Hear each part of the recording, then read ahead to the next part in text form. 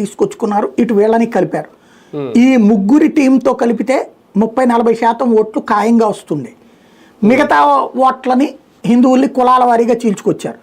రెడ్లు ఎక్కువగా ఉంటే ఆంధ్రప్రదేశ్లో రెడ్లకి ఇస్తారు, తెలంగాణలో అప్పుడు 2 కలిసి ఉన్నాయి అనుకోండి, తమిళనాడులో ఇంకొక వైనార్లకని ఇట్లాగేదో ఎవరు ఏ కులం వాళ్ళు ఎక్కువ ఉంటే డామినేషన్ రోల్ ఉంటే వాళ్ళని అక్కడ ముందు పెట్టి మిగతా కులాలను అక్కడ అణచివి జరుగుతుంటాయి.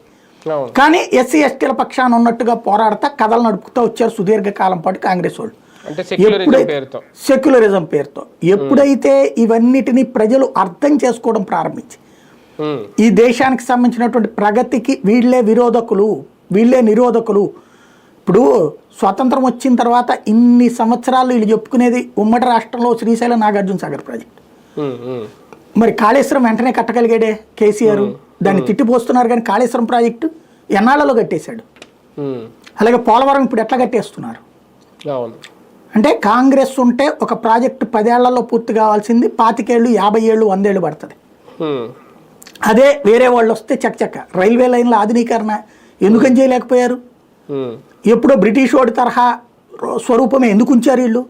అరే సిగ్గుపడాల్సింది ఏంటంటే బ్రిటిష్ వాడు వదిలిపెట్టిన పార్లమెంట్ భవనాన్ని ఇన్ని సంవత్సరాలు నడిపామండి మనం. ఇవాళ స్వాభిమానంతో మన పార్లమెంట్ భవనం మంది.